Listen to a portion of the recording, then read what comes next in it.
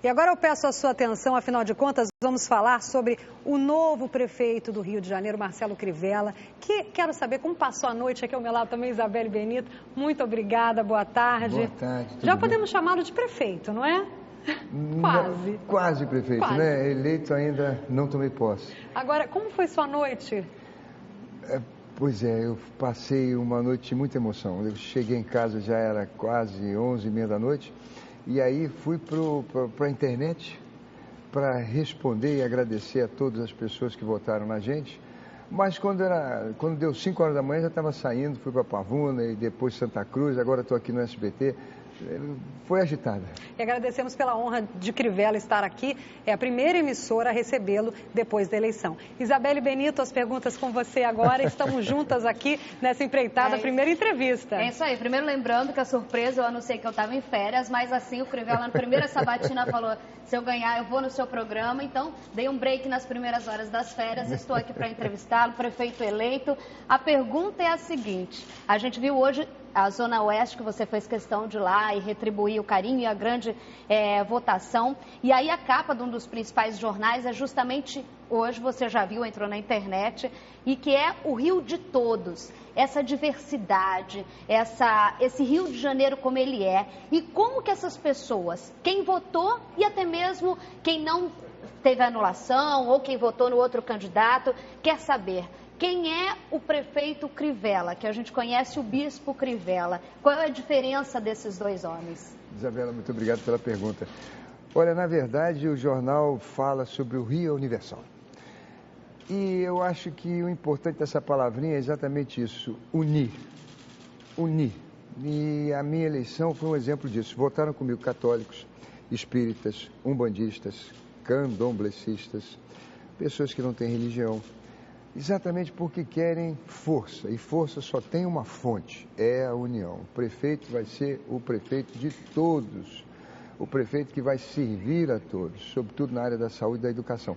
Pode ficar tranquilo que eu não vou ser o missionário que era na África, o pastor da igreja.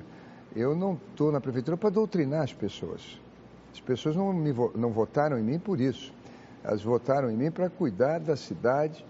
Repito, sobretudo da saúde e da educação, e eu vou me devotar os 4 anos do meu mandato para cumprir essa missão, Isabelle. É justamente isso que eu gostaria de perguntar. O senhor fala sempre sobre cuidar das pessoas, né? A saúde é uma grande preocupação de todos. O senhor, por exemplo, quer zerar a fila de cirurgias fazendo um terceiro turno. Mas como será isso se hoje nós temos, por exemplo, déficit de médicos, ortopedistas, cirurgiões? Como o senhor pretende fazer isso? O governo federal até chamou médicos cubanos para suprir isso. Pois é, nas Olimpíadas a gente fez isso. O Miguel Cotto, no período da Olimpíada, contratou mais ortopedistas e gerou a fila da ortopedia. Eu quero aplaudir a direção do Miguel Cotto que fez isso. A mesma coisa que fez o Miguel Cotto na época da Olimpíada, eu vou fazer como prefeito. Eu vou contratar mais cirurgiões. As cirurgias do Rio de Janeiro, que cabem à Prefeitura do Rio de Janeiro, são de baixa complexidade. A maioria delas são mulheres que estão com mioma, fibroma, sangrando muito no seu período, sofrendo cólicas terríveis. Pessoas que estão com pedra nos rins, outros têm que fazer a cirurgia de catarata, homens com hérnia. São essas cirurgias, algumas delas com pouca gravidade, que podem ser feitas até em ambulatoriais, é que estão angustiando a população do Rio de Janeiro. E é contratando novos médicos, é priorizando, trazendo de volta os recursos que nós perdemos no último governo do Eduardo para fazer esse grande evento que foi as Olimpíadas. Ele lhe telefonou? Telefonou. Telefonou, disse o quê? Qual foi a conversa? A conversa foi muito amistosa, muito cordial. Ele me disse que estava com ciúme de mim, porque ele gostaria de continuar prefeito. Disse que a melhor coisa do mundo é ser prefeito do Rio. Concordo com ele. Agora não pode, três mandatos não pode. Então ele agora vai para os Estados Unidos. Ele agora vai para os Estados Unidos e ele diz nas suas declarações que quer uma transferência sólida. O que seria uma transferência sólida, Crivella? Eu acho que é manter toda a transparência do mundo, tanto eu como ele amamos a cidade do Rio de Janeiro. Diferente, por exemplo, do candidato Freixo, que tem ainda suas controvérsias, ainda está amargurando suas mágoas. Nós queremos reconstruir. O Rio de Janeiro não suporta manter um período eleitoral mais do que esses 45 dias. Eu ontem disse e repito, quero repetir aqui pela primeira vez na televisão. eu peço à minha militância, aos meus parceiros, aos meus aliados, para a gente não se deixar contaminar com essa praga maldita da vingança. Praga maldita da vingança é o político que fica, vamos dizer, remoendo mágoas, e quem sofre é o povo. Nós temos que ter união agora para construir essas políticas que prometemos na campanha. Falando em militantes, em parcerias, a gente viu ontem no seu comício, no seu palco ali, eu vi o Índio, o Osório e também outras alianças. Bolsonaro também estava. Também estava. Clarissa estava lá também. Já se falou em alguma coisa de cargos? Já se tem o seu secretariado? Você teve o apoio deles? É com a parceria deles que você vai fazer o próximo governo? Como que é isso? Sem sombra de dúvida. Governo é parceria, ninguém faz política sozinho. Olha, as pessoas que acham que o político, o prefeito, é um senhor arrogante das suas ideias, estão completamente enganadas. A gente só consegue fazer as políticas públicas em apoio com os partidos. Não há outro caminho. São os ritos penosos da política. É no mundo inteiro assim. No mundo inteiro é assim, não pode ser diferente no Rio. Agora, o contrário da má política não é a antipolítica, vou governar sozinho, é a boa política. É governar assim, com pessoas de bem, ficha limpa, que são ambiciosos, mas não por dinheiro, por voto. Eles querem voto, e para ter voto precisa prestar serviço público, e eles querem prestar serviço público. É assim que nós vamos fazer aliança. O problema é quando os políticos fazem aliança em torno de negócios, querem enriquecer, arrumar dinheiro para partido. Aí não dá certo. Mas a aliança que o senhor fala significa colocar alguma dessas pessoas que a gente citou aqui no seu secretariado? Até pode ser. Não foi discutido, não me pediram nada. Mas o mais importante é que a gente concordou em políticas públicas, que logo, logo nós vamos anunciar nesse período da transição. Todos nós sabemos que há prioridades no Rio de Janeiro, e essas prioridades têm que ser contempladas no orçamento. As pessoas têm que saber quanto de dinheiro vai para essas prioridades.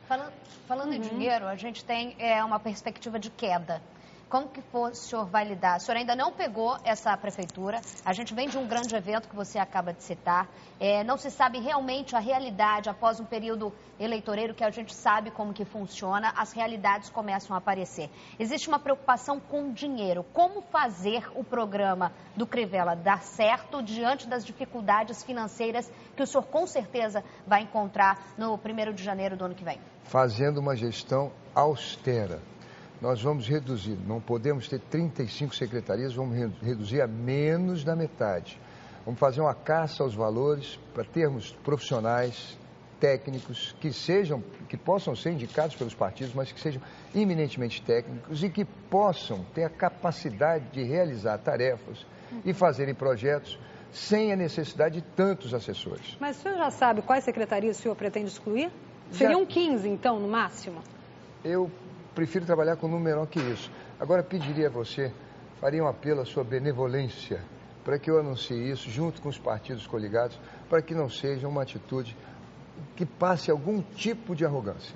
Agora, em relação à Secretaria de Transportes, eu entendo que seja prioridade no seu governo, até porque, por exemplo, o seu vice, não é, Fernando McDowell, é especialista em transportes. Como é que o senhor pretende trabalhar essa questão? Por exemplo, vai continuar expandindo os BRTs, passagem de ônibus vai ficar mais barata? Qual é a prioridade? Emendando, até porque a Zona Oeste votou maciçamente. A Zona Oeste, um dos principais quesitos que eles reclamavam é justamente o transporte. Olha, por favor, me deixem prestar aqui uma homenagem solene e majestosa ao povo da Zona Oeste e Zona Norte, que me deram quase 80% dos votos. Santa Cruz, Pavuna, Campo Grande, aquela área do Chapadão, Pedreira. Olha, foi uma votação estrondosa. Todos eles me reclamavam muito de que a racionalização feita no governo do Eduardo foi uma coisa de cima para baixo, não funcionou. Agora, nós já temos a experiência de que não funcionou. Isso ajuda muito. Há muita coisa que a gente resolve empiricamente. Você não resolve na plancheta. Você tem que ir errando para aperfeiçoar. Então, a gente já sabe que não deu certo. Vamos fazer o que vai dar certo. Uma coisa que eu quero garantir ao povo da Zona Oeste é que nós vamos priorizar a Transbrasil. Vamos terminar a Transbrasil. Aliás, já era um projeto quando eu fui candidato derrotado em 2008. Eu o primeiro que lancei esse projeto. Agora, vamos concluí-lo. As vans vão continuar, vão parar, porque tem a questão toda do serviço clandestino, o envolvimento com milícias, até que era algo que o candidato derrotado, Marcelo Freixo, falava muito. Pois é, maluquice. Imagina eu envolvido com milícia. Nós vamos falar com os operadores. Eu acho que, como eu citei anteriormente, a gente já sabe que não deu certo. Então a gente não vai repetir o que não deu certo. A gente vai tentar uma nova coisa para ver se vai dar certo. E eu acho que vai dar certo porque nós vamos ouvir a todos. Não vamos encontrar a solução que agrade a todos. Mas uma possibilidade política é isso.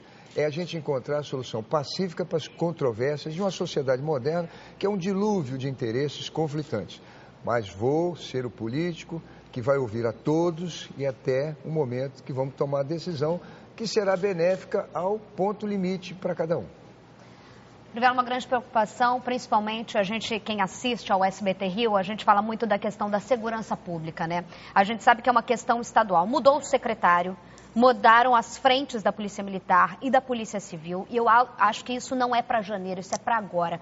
Como que vai ser o governo municipal diante do desafio que atinge diretamente economia, saúde e educação no Rio de Janeiro, que é a palavra segurança? A gente vai ter um papel mais efetivo da Prefeitura nisso? Sem sombra de dúvida. Se há um ponto que a Prefeitura do Eduardo falhou, e aí eu quero também dar parabéns a ele pelo volume de obras nunca visto no Rio de Janeiro.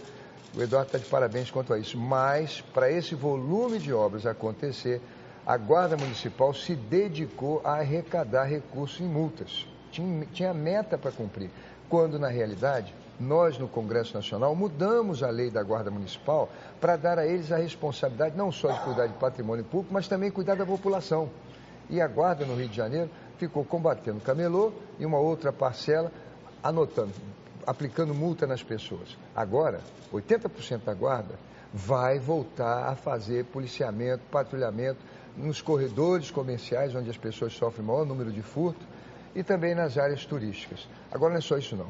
Eu vou cobrar e vou cobrar forte da Polícia Rodoviária Federal, da Polícia Federal, da Polícia Militar, da Força Nacional de Segurança, do Exército, Marinha Aeronáutica, de todos. Não é possível o Rio de Janeiro ter tanto fuzil, tanta metralhadora e tanta pistola na mão de bandido. Que nós mostramos hoje aqui. Agora, uma dúvida, o senhor pretende colocar 80% da guarda junto aos comércios, patrulhando, ajudando a população. Mas a guarda não anda armada no Rio de Janeiro, ao contrário de Niterói, por exemplo, que aprovou uma lei. O senhor pretende fazer isso também, tentar aprovar uma lei nesse sentido para o Rio de Janeiro, da guarda armada, ou é uma outra estratégia que o senhor pretende adotar? Acho que no Rio de Janeiro mais armas não é o indicado, mas a gente pode ter armas não letais. Choque, borracha, spray, aerosol. Essas armas, por exemplo, resolveram os problemas de rebelião nos presídios do Rio de Janeiro, de Bangu 1 ao Bangu 10. São armas efetivas que não matam, atingem só a pessoa que é transgressora. O problema da gente armar a guarda no Rio de Janeiro é mais tiroteio na rua e morrerem pessoas com balas perdidas.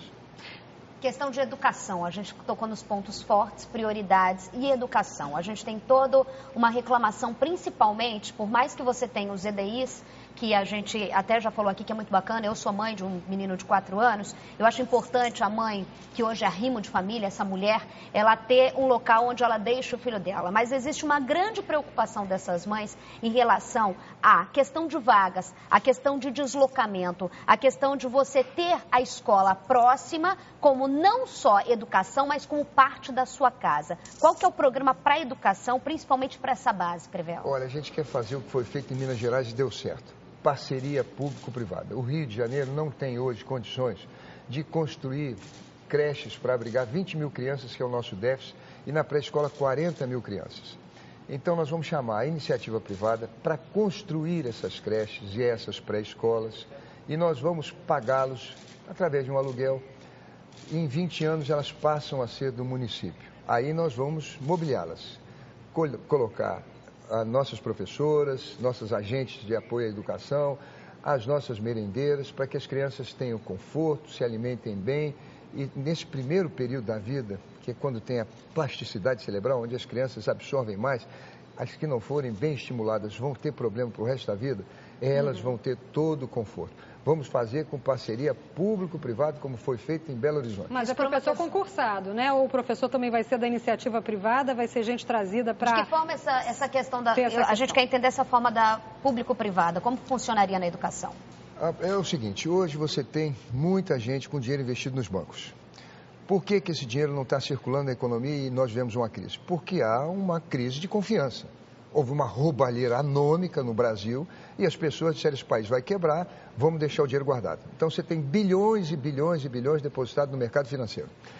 Essas pessoas não vão construir apartamentos nem casas para vender porque o mercado já está saturado. Então elas querem fazer parcerias com o governo. Elas podem construir creches e pré-escolas sabendo que vão ser alugadas para o governo.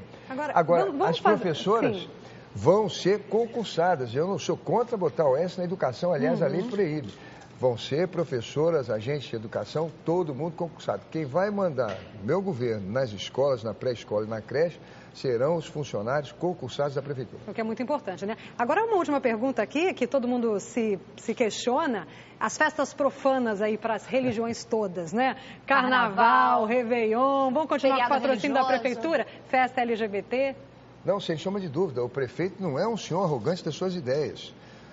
As festas serão mantidas, elas fazem parte do nosso calendário cultural. A parada gay é uma expressão democrática de uma minoria que sofre muito preconceito, que sofre até violência, que será combatida no meu governo veementemente. Muita violência. E a gente noticia aqui todos os dias, né? Por isso é importante que seja, como o senhor falou, uma prefeitura universal no sentido da palavra para todos os cariocas, né? Eu realmente desejo boa sorte ao senhor nessa empreitada. Tem muito desafio, né, Isabelle? Muito desafio. Eduardo Paes virou Dudu. Qual é o apelido que o senhor prefere? Cri-cri não dá, né? Olha, Isabelle, olha, eu não sei qual apelido que você vai me dar, mas eu quero agradecer muito o SBT pelo jornalismo ético, inteligente, bem-humorado, que sempre traz ao povo carioca. Eu acho que é com essas equipes que a gente vai aperfeiçoar a nossa vida econômica, social, cultural, a vida do povo do Rio de Janeiro. Muito obrigado, Isabelle. Eu agradeço, Marcelo Crivella. Agradeço também aqui a Eliane, que eu estava em férias, abriu um espacinho aqui. Eu estou aqui para fazer essa entrevista, que eu acho importante para o povo carioca, principalmente o trabalho que o SBT Rio fez, justamente de mostrar as ideias. E esse é o momento em que a gente agora parte para o trabalho. Bom trabalho para o senhor. Vamos cobrar. Obrigada, Crivella. Vamos cobrar. Olha, a gente vai para um rápido intervalo e volta já.